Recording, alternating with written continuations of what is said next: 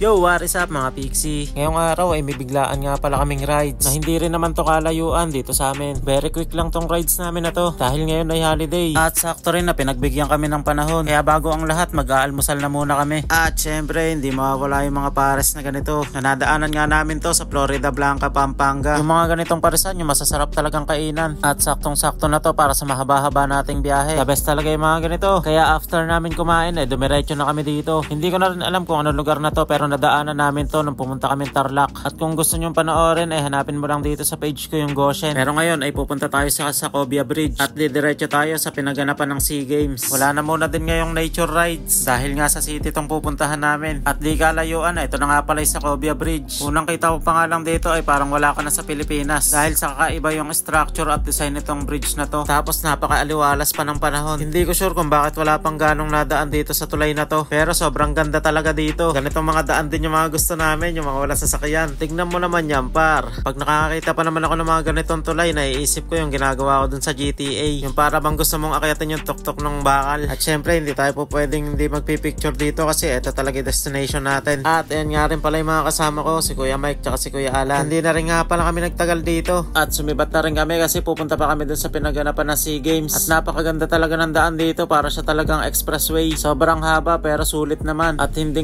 ka may stress sa biyahe dahil napakaluwag at wala talagang traffic. At syempre hindi natin papalagpasin to, i-check na rin natin yung top speed natin. At dahil wala pa ako napapalitan sa panggilid ko, stock pa rin to. Kaya napakabagal pa nitong PCX ko. Pero syempre nandito yung komportableng rides. Simula sa amin hanggang dito hindi pa ako nangangawit. Hindi katulad ng dati kong motor na Raider 150. Bibili lang ako sa kanto napakasakit na ng batok ko. But anyway guys, nandito na nga rin pala kami sa Capas Tarlac na kung saan isa itong lugar na to sa pinaganapan ng SEA Games. Libre at walang bayad nga pala ang pumasok dito. Inilista lang namin yung mga names namin sa logbook at pinapasok na rin kami.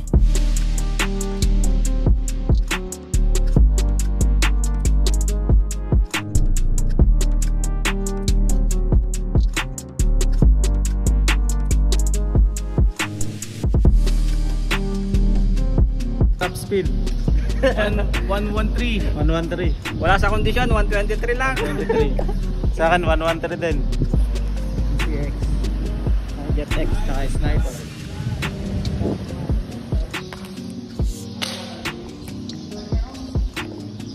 Liligo kami guys.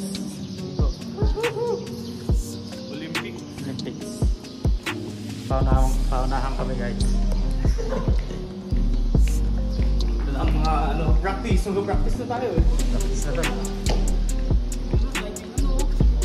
Uy! Grabe, sarap tumalon dyan oh. Bidyan mo ako, tatalan ako. Once in a lifetime no? Vision talaga.